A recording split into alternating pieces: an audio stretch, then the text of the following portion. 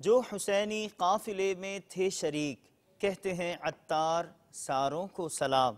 खिराज अक़ीदत पेश करते हुए मदनी फूल दिए।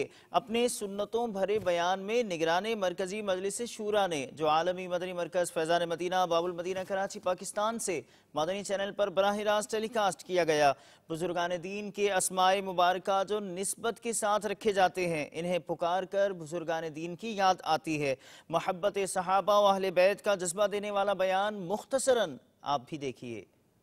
हज़रत सैयदना खबीब रज़ी अल्लाह ताला अन्हो एक अरसे तक कैद में रहे। हज़रत सैयद खबीब रज़ी अल्लाह ताला अन्हो को सूली पर लटकाने के वक्त जब आखिरी ख्वाहिश आपकी पूछी गई, फरमाया मुझे इतनी मोहल्लत दे दो कि 2 रकत नमाज पढ़ लूँ। बड़े इत्मीनान के साथ इन्होंने 2 रकतें अदा की। हम सुनते हैं कि इमाम हुसैन रज़ी अल्लाह ताला अन्हो का जब सर मुबारक शिमर ने आपके जिस्म मुबारक से जुदा किया, उस वक्त भी आप सजदे की हालत में थे।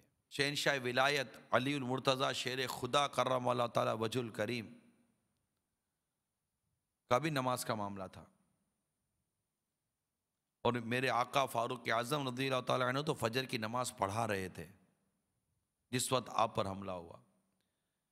सैयदना उस्मान गनी रज़ी अल्लाह ताला अन्हु तो कुरान की तिलावत कर रहे थे जिस वक्त आप पर हमला हुआ। इमाम हुसैन ने जान दी है, अली अकबर ने जान दी है, अली असगर की जान गई है, इमाम कासिम की जान गई है, हजरत अब्बास अलमदार की जान गई है रज़ी अल्लाह ताला अन्हुम। हमने क्या किया है? अगर वाकई कुछ इन करबला वालों को देना है, इनकी बारगाहों में तोहफे देने हैं, तो वो काम कीजिए जिस काम की सर बुलंदी के लिए इनके सर नेजों पर बुलंद हो गए, वो काम करें हम। और वो काम है तकवा परहेजगारी इख्तियार करते हुए दीन मतीन की खिदमत के लिए अपने आप को पेश कर देना।